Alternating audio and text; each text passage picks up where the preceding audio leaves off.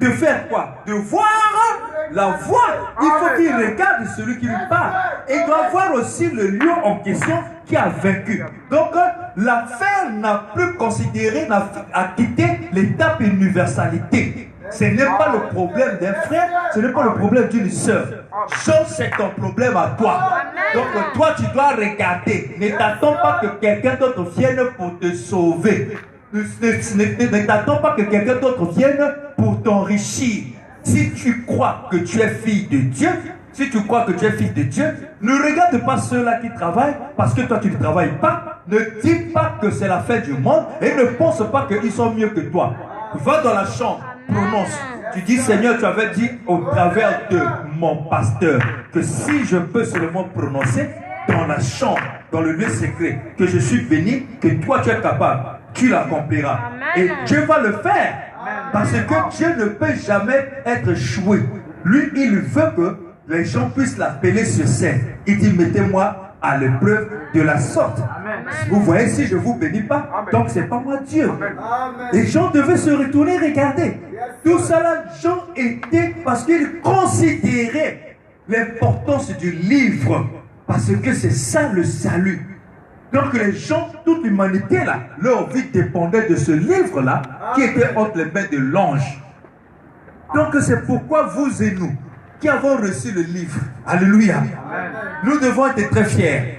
Parce que si tu poses la question à tout homme, naturellement parlant, en ce qui concerne l'accomplissement des promesses, parce que la Bible parle de la résurrection, si tu lui dis, mais à quel moment la résurrection aura lieu, il va te faire une description. Et effectivement, peut-être c'est ce qui est dit dans la Bible. Et ce qui marche avec l'humain, la conception humaine, il te dira que non, mais la résurrection, c'est quoi, mon frère? Mais c'est lorsque tu vois les cimetières vont s'ouvrir, c'est lorsque les cadavres, notre grand-père là, va apparaître, c'est lorsque mon petit là qui était mort va apparaître, ou ma maman. C'est ça, il va te décrire, parce que la résurrection, en fait, c'est ça. Mais la volonté, ce qui a été écrit dans le livre de vie, hein, c'est pas la même chose. Il me dit amen. Parce que Dieu est Dieu en quoi? Qu'est-ce qui fait que Dieu soit Dieu? Parce qu'il est différent de l'homme. Parce qu'il a une volonté. Cette volonté, c'est un principe. Tu peux dire amen. Il est différent de nous parce que lui, sa manière de voir n'est pas notre manière de voir. Mais quand toi, tu tiens le livre entre tes mains, heureusement, Dieu avait dit, la voix avait dit, Jean, ne garde pas son de main. Si tu gardes, parfois tu vas lire, parfois tu ne vas plus lire, parfois tu vas oublier. Avale le livre. Mange cela. Parce que dès que tu mangeras, alors l'image et la ressemblance, c'est ça le mystère de l'incarnation, tu deviendras la chose. Qui peut dire amen? Comme tu deviendras la chose, automatiquement ce livre-là a un équivalent en toi. Comme le livre a l'équivalent en toi, alors tu deviens le livre, comme la profondeur appelle la profondeur. Tu ne vas plus t'en passer sans pourtant lire. Quand Dieu arrive, tu dois au moins lire. Même si tu es en train d'exercer ton activité, au repos, tu prends un peu le livre, tu es en train de lire. Parce que ce qui est en toi est en train d'appeler ce qui est à l'extérieur. Parce que l'homme qui est créé à l'image ou par la parole doit se nourrir de la parole. Qui est l'homme qui est créé de la poussière doit se nourrir de les éléments qui sont contenus dans la poussière. Qui peut dire amen? C'est ça comment de fois vous voyez beaucoup de gens sont chétifs, spirituellement parlant. Ils sont chétifs. Tu vois un frère, tu vois une soeur, Potélé, le Boumugaya, tout ça là, je dis que non, il a la santé. La santé qu'il a, c'est la santé physique.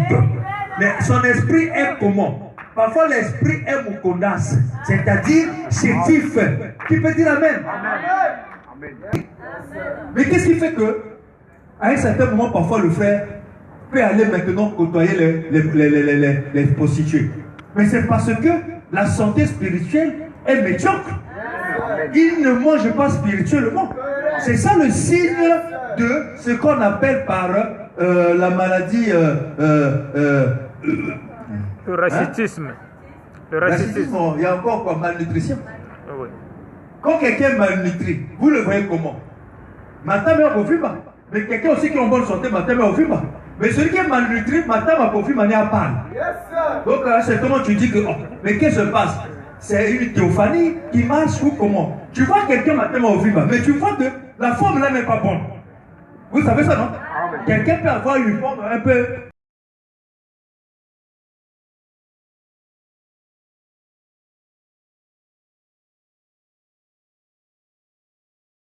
mais réellement malnutri. La nourriture est là dans la maison, mais ça lui dit absolument rien. Mais comme il n'y a pas de neutralité dans la dimension, l'entité humaine, c'est qu'il y a quelque chose de laquelle lui se nourrit. S'il ne se nourrit pas de la parole, il doit se nourrir de quelque chose d'autre. Parce qu'il n'y a pas de neutralité. Il n'y a pas de no man's land. Terrain neutre. No man's land. Il n'y en a pas. Le terrain neutre n'existe pas. Soit tu es du côté de l'ennemi, soit tu es du côté de Dieu. Tu as pleuré. Mais les gens ici ne pleurent pas lorsqu'ils se rendent en fait compte que les caractéristiques qu'ils manifestent n'ont rien à voir avec la volonté de Dieu. Ça ne pleure pas. Les gens ont, comme on le dit, Koba. Pour pleurer, c'est compliqué. Les larmes ne sont pas forcément physiques. Mais aussi, ça peut influencer le physique. Tu peux dire Amen. Personne n'étant dit, le vieillard a parlé. Il dit Jean. La prédication du vieillard, c'était prêcher la consolation. Mais la consolation des gens, ce n'était pas n'importe quoi. C'était le lion. Mais quand Jean se retrouve pour voir le lion, il voit aussi l'agneau. Il ne voit plus le lion, il voit l'agneau. Le vieillard n'a pas menti. Il peut dire Amen. Le vieillard, pour lui, il avait vu le lion. Mais quand les yeux des gens commencent à voir, ce n'était plus le lion. Donc la manière de Dieu de penser ou de voir, ce n'est pas la même pour nous de voir. Mais Dieu a sa manière qu'il a décrit. C'est cette volonté. Qui peut dire Amen? Au moins je crois que ce soir nous sommes bénis. Alléluia. Jean regarde, c'était l'agneau. Donc la consolation de Jean, c'était la prédication, lui prêcher la dispensation du lion et de l'agneau.